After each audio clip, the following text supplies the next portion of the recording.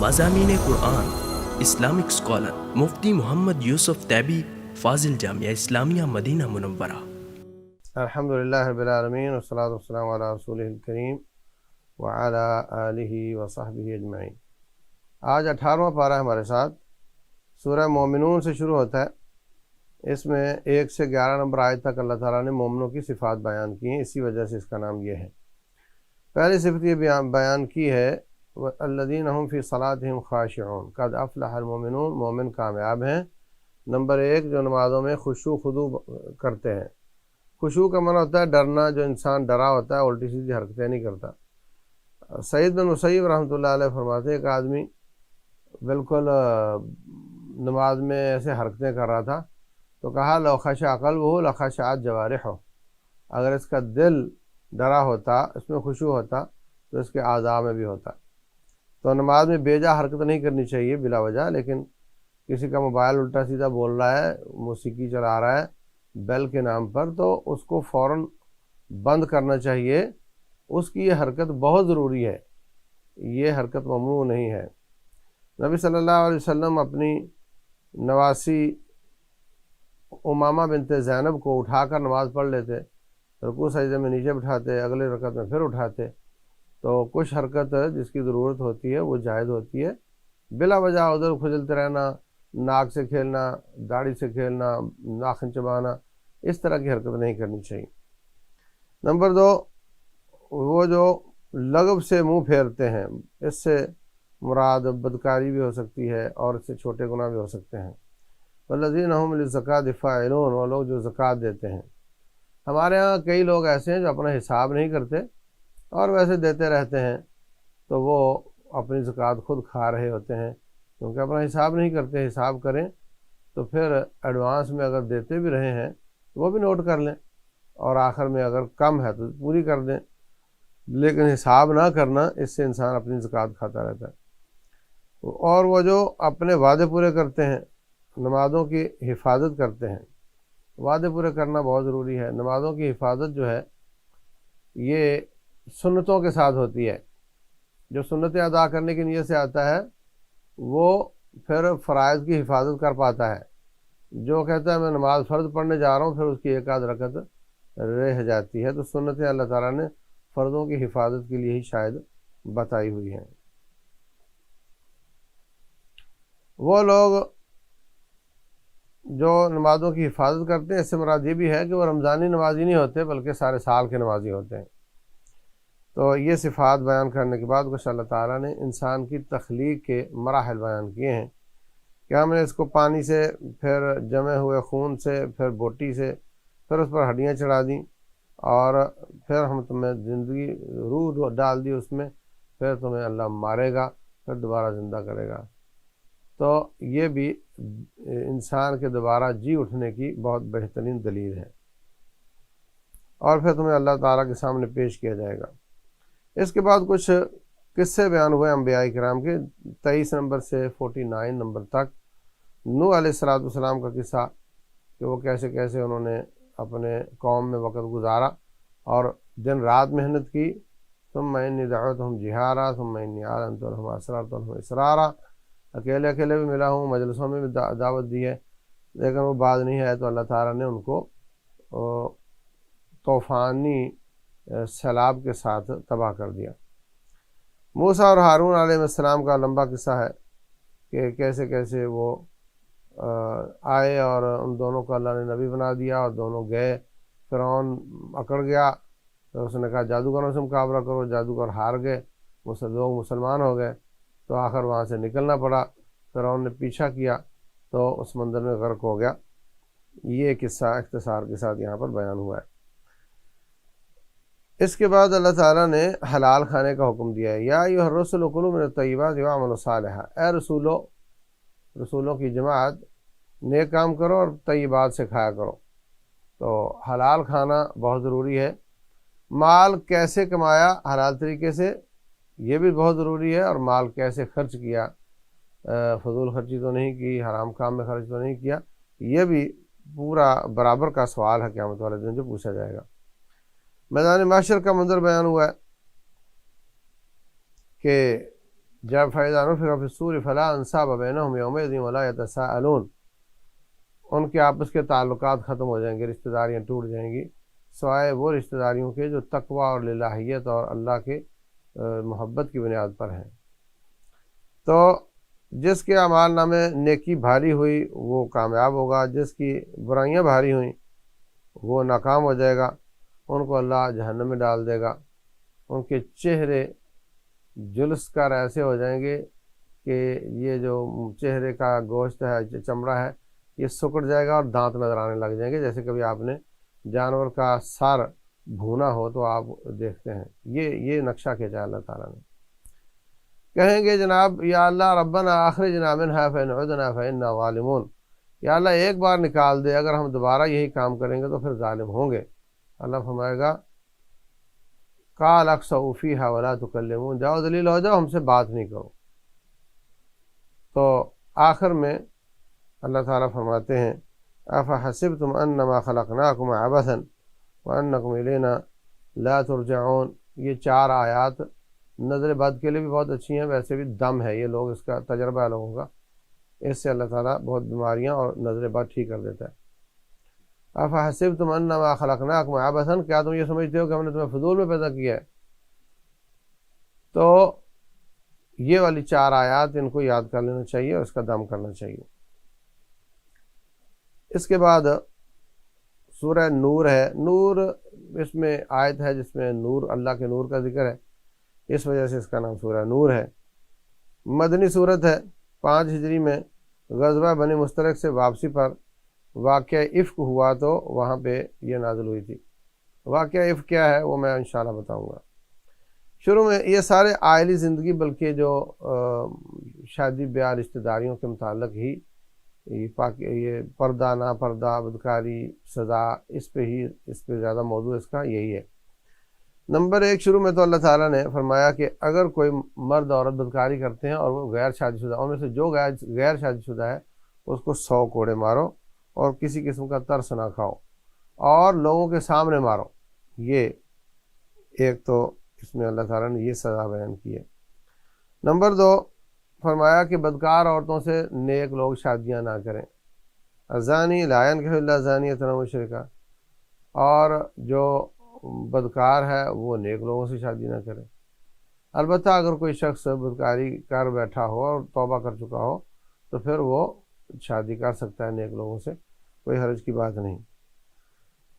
اس کے بعد اب دیکھو، ایک ہے اجنبی عورت پر بدکاری کی تہمت لگانا اور ایک ہے اپنی بیوی پر بدکاری کی تہمت لگانا۔ اجنبی عورت پر لگا دی تو اس کا تو یہ ہے کہ اگر تو آپ کے پاس 4 گواہ ہیں تو آپ یہ ہمت کرو اور 4 گواہ پیش کرو تو اس کو رجم کیا جائے گا۔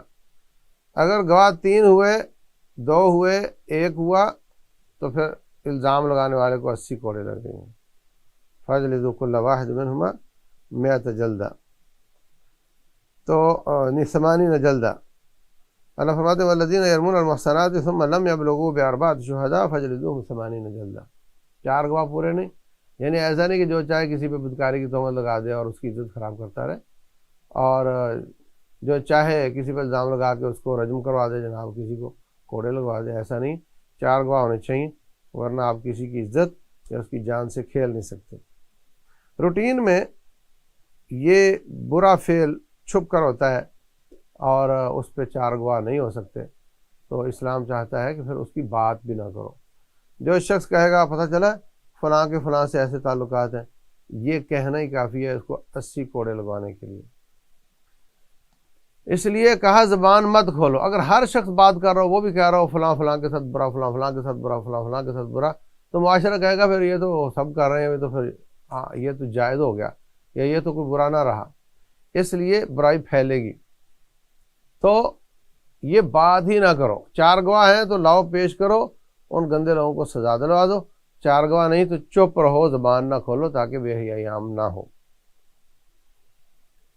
تو یہ قذف کی سزا ہے۔ اور اس کے بعد اگر جس پر تہمت لگائی جا رہی ہے وہ اپنی اس کی بیوی ہو تو اب وہ ظاہر سی بات ہے 4 گواہ ہے نہیں تو اس کو رکھے گا کیسے؟ اس نے اپنی آنکھوں سے اگر دیکھا ہے تو اس کو کیسے رکھے گا گھر میں؟ تو اس کا اللہ نے دوسرا راستہ نکال دیا کہ اگر جس پر الزام لگایا وہ بیوی ہے تو آپ 4 گواہوں کی جگہ پر 4 قسمیں اٹھا دو،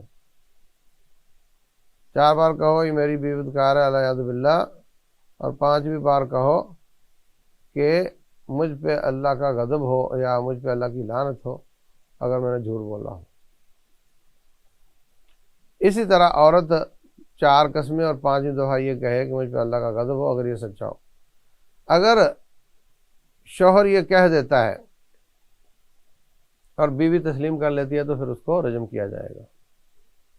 اگر وہ بھی اکڑی رہتی ہے اپنی بات پر اور کہتی ہے نہیں غلط بیانی ہے، جھوٹ ہے، ہو سکتا ہے وہ سچی ہو، اس نے الزام لگایا ہو، تو پھر دونوں کو سزا نہیں ہوگی، آخرت میں تو ہوگی، جس نے بدکاری کی سزا بھی، اوپر سے قسم اٹھائی 4 تو اس کی بھی سزا بھی ہوگی اس کو، تو دنیا میں اس کو سزا نہیں ہوگی اور ان کو ہمیشہ کے لیے الگ کر دیا جائے گا۔ اور اگر اس کے یہاں کو بچہ پیدا ہوتا ہے تو ماں کی طرف منسوب ہوگا، باپ کی طرف منسوب نہیں ہوگا۔ یہ اس کو لعان کہتے ہیں۔ لعان لعنت سے مطلب اس نے کہا کہ مجھ پہ لعنت ہو اگر میں نے جھوٹ بولا ہو، تو یہ بہت خطرناک بات ہے۔ اس کے بعد وہ واقعہ افک ہے، 11 نمبر سے 18 بلکہ 26 تک یہ آیات ہیں۔ ہوا یہ کہ غزوہ بنی مستلق میں رسول اللہ صلی اللہ علیہ وسلم گئے اور آپ کی عادت مبارکہ تھی کہ ایک آدمی ساقہ میں ہوتا تھا، ایک آگے آگے ہوتا ہے، تو جو پیچھے رہنے والا اس کو کہا جاتا ہے کہ تو 2-3 کلومیٹر 4 کلومیٹر پیچھے پیچھے آ، تاکہ اگر کوئی ہمارا پیچھا کر رہا ہے تو ہمیں اطلاع دے، اور اگر ہماری کوئی چیز گری پڑی ہو اس کو اٹھا کر لیا۔ تو حضرت صفوان بن معطل کو یہ ڈیوٹی ملی کہ تم پیچھے پیچھے رہو۔ عائشہ صدیقہ رضی اللہ تعالیٰ عنہ کہتی ہیں اس وقت میں ہلکی سی، میرا جسم تھا بالکل ہلکا سا، عمر بھی چھوٹی تھی اور بالکل وزن کم تھا۔ اب وہ ایک ڈولی ہوتی تھی جس کو بانس لگا کر کے 4 آدمی اٹھا لیتے اور اس کو رکھ دیتے اوپر، یا بانس نام لگائے ہوں۔ اب زیادہ لوگ اٹھانے والے ہوں تو وہ سمجھتا ہے کہ وزن ادھر ہوگا، وہ سمجھتا ہے وزن ادھر ہوگا ہلکا، اور ایمرجنسی اور جہاد اور افراتفری۔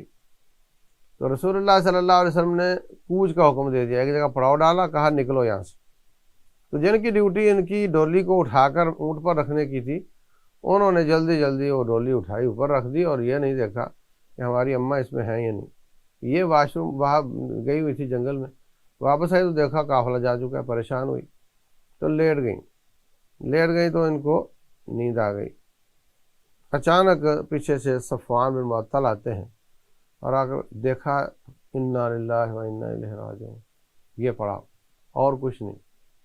تو فرماتی ہیں وَكَانَ قَدْ رَآنِي قَبْلَ أَن يَنزِلَ الْحِجَابِ، حجاب کا حکم نازل ہونے سے پہلے کا اس نے مجھے دیکھا ہوا تھا گلیوں میں کھیلتی کو، اس لیے اس نے مجھے پہچان لیا کہ یہ عائشہ، ورنہ اس کو پتہ نہ چلتا کون ہے۔ تو ثابت ہوا کہ حجاب نازل ہونے کے بعد کوئی عورتوں کا چہرہ نہیں دیکھ سکتا تھا، تو چہرے کے پردے کی یہ بہترین دلیل ہے، بخاری شریف کی حدیث ہے۔ تو اس کے بعد اس نے اونٹ بٹھایا اور میں سوار ہو گئی اور وہ لے کر چل پڑا۔ وہ لے کر کافلے میں شامل ہو گیا۔ اب منافقوں کو موقع مل گیا کہ یہ نعوذ باللہ جان بوجھ کر پیچھے رہی ہے، یہ ہے وہ ہے۔ تو حضرت صفوان لے کر گئے ہیں اور عبداللہ بن ابی نے الزام لگا دیا، اور حضرت مصطح بن اثاثہ، حسان بن ثابت اور حمنہ بنت جحش، ان تینوں نے اس الزام کو آگے پہنچا دیا، مزید کسی سے بات شیئر کر لی بس۔ تو ان نبی صلی اللہ علیہ وسلم بڑے پریشان ہوئے ان حالات میں، اور لوگ باتیں کر رہے ہیں، آپ پریشان ہیں، کیا کہوں، آپ مشورے بھی کر رہے ہیں ساتھیوں سے، کیا کہوں۔ ایک دن آپ نے حضرت عائشہ رضی اللہ عنہ سے کہا کہ آپ، حضرت عائشہ رضی اللہ عنہ کو مصطح بن اثاثہ کی والدہ سے خبر ملی کہ ایسے ایسے تیرے بارے باتیں ہو رہی ہیں۔ کہتی پھر تو میں اتنی روئی کہ مجھے بخار ہو گیا، کام کر بخار ہو گیا۔ تو نبی صلی اللہ علیہ وسلم سے میں نے اجازت چاہی کہ میں اپنے ابا کے گھر جاؤں، آپ نے اجازت دے دی۔ میرا ارادہ یہی تھا کہ میں جا کر معلوم کروں کہ ہوا کیا ہے۔ ادھر گئی تو والدہ کہنے لگی بیٹے اگر لڑکی خوبصورت ہو اور کسی بڑے کے گھر میں ہو تو لوگوں کو یہ بات ہضم نہیں ہوتی اور اس طرح کی باتیں بناتے رہتے ہیں، تم دل پر نہ لینا۔ لیکن کہتی مجھے تو، میں تو کھانا بھی چھوٹ گیا، نیند بھی چھوٹ گئی اور بخار، حالت خراب۔ تو اب کافی دن گزر گئے تو رسول اللہ صلی اللہ علیہ وسلم پر اللہ تعالیٰ نے یہ آیات نازل کر کے فرما دیا کہ یہ سارا جھوٹ ہے اور جن لوگوں نے الزام لگایا ان کو 80 کوڑے لگنے چاہیے۔ تو ان 3 لوگوں کو تو 80 کوڑے لگا دیے گئے، اور حضرت عائشہ فرماتی ہیں کہ حمنہ بنت جہش زینب کی بہن تھی نا، نبی صلی اللہ علیہ وسلم کی سالی تھی، اس نے الزام لگا دیا۔ فرماتی ہیں اصل میری سوتن تو زینب تھی اور اس کو اس کے تقوی نے بچا لیا، اور حمنہ کو کیا پریشانی تھی کہ بہن کی سوتن ہے، تو وہ خام خواہی بات کر کے پکڑی گئی۔ اس کو کہتے ہیں کہ بسا اوقات چائے سے پیالی زیادہ گرم ہو جاتی ہے۔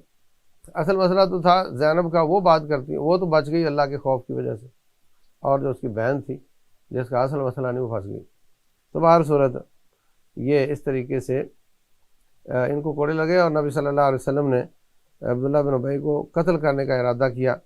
تو اس وقت جو ان کے ساتھی تھے وہ راضی نہیں ہوئے، تو آپ نے دیکھا کہ یہ تو میری صفوں میں انتشار کا خطرہ ہے، تو آپ نے وہ سزا نہیں دی۔ یہ صحیح بخاری میں یہ واقعہ ہے۔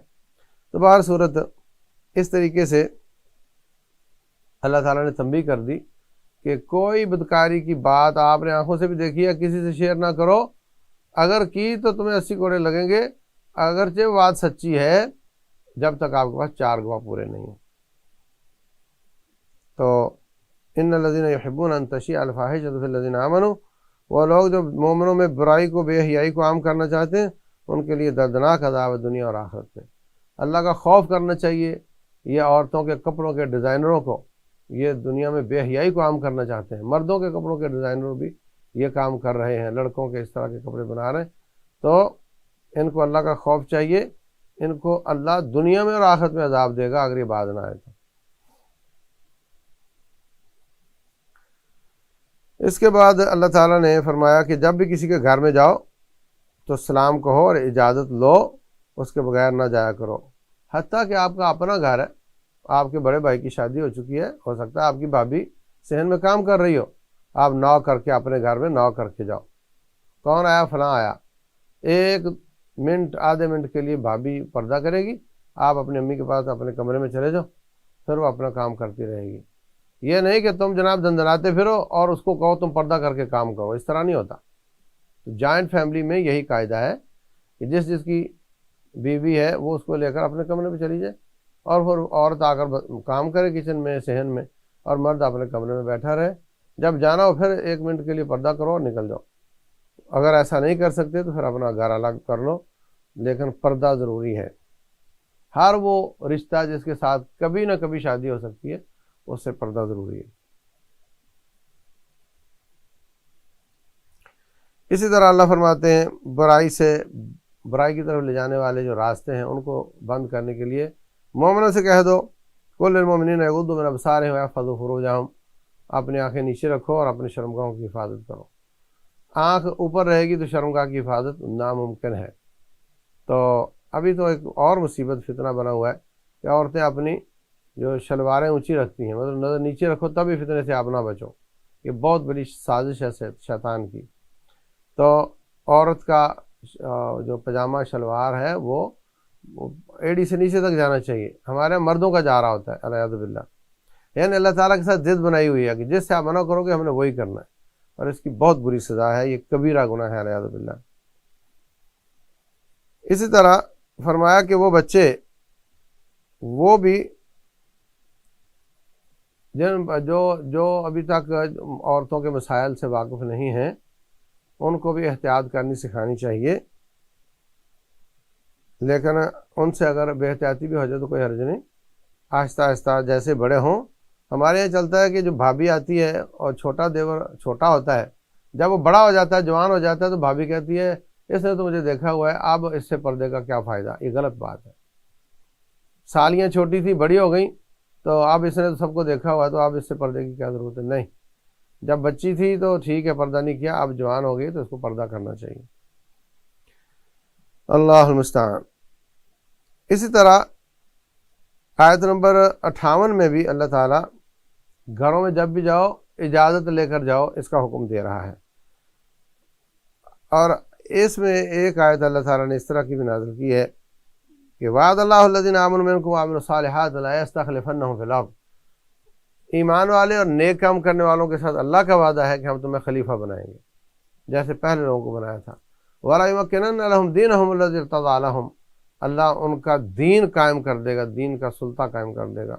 وَلَيُبَدِّلَنَّهُم مِّن بَعْدِ خَوْفِهِمْ أَمْنًا، اور اللہ ان کے خوف کو امن کے ساتھ بدل دے گا۔ تحریک کے نوجوانوں کو یہ بہت بشارت والی آیت ہے ان کے لیے کہ یہ دھندلکے، یہ گٹائیں چھٹ جائیں گی اور اللہ تبارک و تعالیٰ آپ کو کام کا موقع دینے والا ہے۔ اس کے بعد وہ آیت ہے جس میں اللہ تعالیٰ نے نور کا لفظ استعمال کیا۔ اللہ نور السماوات والارض، اللہ تعالیٰ زمین و آسمان کا نور ہے۔ اس کے نور کی مثال، اس وجہ سے اس کا نام سورہ نور ہے۔ اس کے نور کی مثال ایسے ہے کہ جیسے کمشکات فیہا مصباح، جو دیوار میں ایک رخنہ سا بنا ہوتا تھا گاؤں دیہاتوں میں، اس میں وہ لالٹین رکھی ہوتی تھی، تو وہ ایک رخنہ سا ہے، اس میں لالٹین ہے اور اس کے اوپر شیشہ ہے۔ المصباح فی زجاجہ، وہ جو دیا ہے وہ شیشے میں ہے۔ الزجاجہ کأنہا کوکب دری یوقد من شجرۃ مبارکہ، شیشہ بھی چمکدار ہے جیسے دور کا ستارہ ہوتا ہے، چمکدار ستارہ ہوتا ہے، اور اس کے اندر جو تیل جل رہا ہے وہ بھی زیتون کا چل رہا ہے، اور تیل اتنا شفاف ہے، اور وہ بھی ایسے درخت کا ہے جس کو نہ سورج چڑھتے ہوئے دھوپ لگتی ہے زیادہ، نہ ڈوبتے ہوئے زیادہ دھوپ لگتی ہے، اور اس کا تیل چمکدار ہے کہ اگر اس کو شعلہ نہ بھی پہنچے تو اس کی اپنی ایک روشنی ہو، تو یعنی اندر سے لے کر اوپر تک نور ہی نور ہے۔ تو اسلام کی یہ مثال ہے کہ اس میں اندھیرا نہیں، اس میں روشنی ہی روشنی ہے۔ لیکن وہ لوگ جو اللہ تبارک و تعالیٰ کی بغاوت کرنے والے ہیں، جو دین کو نہیں مانتے، ان کے اعمال ان کے کام نہیں آئیں گے۔ دنیا میں جو نیکیاں کرتے ہیں ان کے کام نہیں آئیں گے۔ ان کے اعمال کی مثال ایسے ہے، اعمالہم کسراب بقیعۃ یحسبہ الظمآن ماء، چٹیل میدان میں دور ایسے لگتا ہے جیسے دھوپ ہو، اور دھوپ میں یوں لگتا ہے جیسے پانی ہو، وہاں پہنچتے تو وہاں کچھ بھی نہیں ہوتا۔ ایسے ہی دنیا میں اعمال کرتے ہیں اور ان کو لگتا ہے آخرت میں ہمیں کچھ ملے گا، کچھ نہیں ملے گا، اس لیے کہ ایمان نہیں لائے ہیں۔ بے ایمان کا کوئی عمل قبول نہیں ہوتا۔ او کظلمات فی بحر لجی یغشاہ موج من فوقہ موج من فوقہ سحاب، یا ان کے اعمال ان سے دور ہوں گے جیسے ایک آدمی ڈائیور ہے، سمندر میں گیا، اوپر موجوں پر موجیں ہیں اور اوپر اس کے بادل ہیں، اپنا ہاتھ بھی نکالے تو نظر نہیں آتا۔ تو اسی طرح ان کے اعمال بھی ان کے کام نہیں آئیں گے۔ یہ مثال دی ہے۔ ایک شخص کافر تھا، بحریہ کا کمانڈر تھا، وہ یہ آیت پڑھ کر مسلمان ہو گیا۔ پوچھا کیسے؟ کہتا یار یہ ایسا نقشہ کھینچا ہے سمندر کے نیچے کا، اور جو ہم نے دیکھا ہوا ہے، جو دیکھے نا وہ نقشہ یہ کھینچ نہیں سکتا۔ تو میں نے پوچھا مسلمانوں سے کہ کیا تمہارا نبی بحریہ کا ڈائیور تھا؟ انہوں نے کہا نہیں، انہوں نے تو کبھی سمندر کا سفر نہیں کیا۔ تو پھر میں نے یہ سمجھ لیا کہ یہ ان کی بات نہیں، ان کے رب کی بات ہے، اس لیے میں نے کلمہ پڑھ لیا، مسلمان ہو گیا۔ اس کے بعد کچھ نبی صلی اللہ علیہ وسلم کے ساتھ ادب آداب کے ساتھ پیش آنے کا تذکرہ ہے۔ فرمایا لا تجعلوا دعاء رسول بینکم کدعاء بعضکم بعضا، نبی صلی اللہ علیہ وسلم کو ایسے نہ پکارو جیسے ایک دوسرے کو پکارتے ہو۔ اخرج لنا یا محمد، محمد باہر نکلیے صلی اللہ علیہ وسلم، بری بات ہے۔ ہمارے یہاں بھی کچھ علماء کو نا اسی طرح بول دیا جاتا ہے بھائی کر کے، تو ان کا احترام ہونا چاہیے، اور نبی صلی اللہ علیہ وسلم کو بھی ایسے نہ بلاؤ جیسے عام آدمی کو بلاتے ہو۔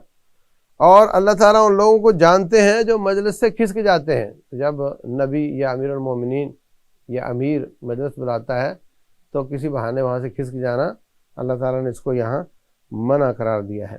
اس کے ساتھ یہ سورت ختم ہوتی ہے، تو بعد میں تھوڑا سا حصہ سورت الفرقان کا ہے، یہ مکی سورت ہے۔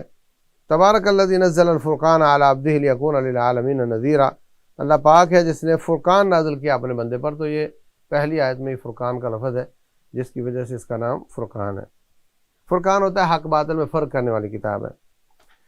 تو جن لوگوں کو تم اللہ کے مقابلے میں پکارتے ہو یہ تو کچھ پیدا کرنے کے نہیں ہیں۔ لا يخلقون شيئا وهم يخلقون ولا يملكون لكم ولا يملكون لأنفسهم ضرا ولا نفعا ولا يملكون موتا ولا حیاتا ولا نشورا۔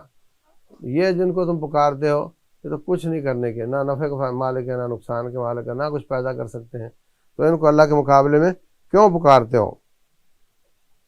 کافروں نے کہا کہ یہ جو قرآن ہے نا یہ محمد صلی اللہ علیہ وسلم نے خود ہی گھڑ لیا ہے، اور کچھ لوگوں کے ساتھ تعاون کو لوگوں سے مشورہ کر کے، اللہ اکبر، کبھی کہتے ہیں یہ تو سابقہ قوموں کے قصے ہیں، نوح علیہ السلام کا قصہ، لوط علیہ السلام کا قصہ، فلاں کا، یہ کوئی نئی بات تھوڑی ہے۔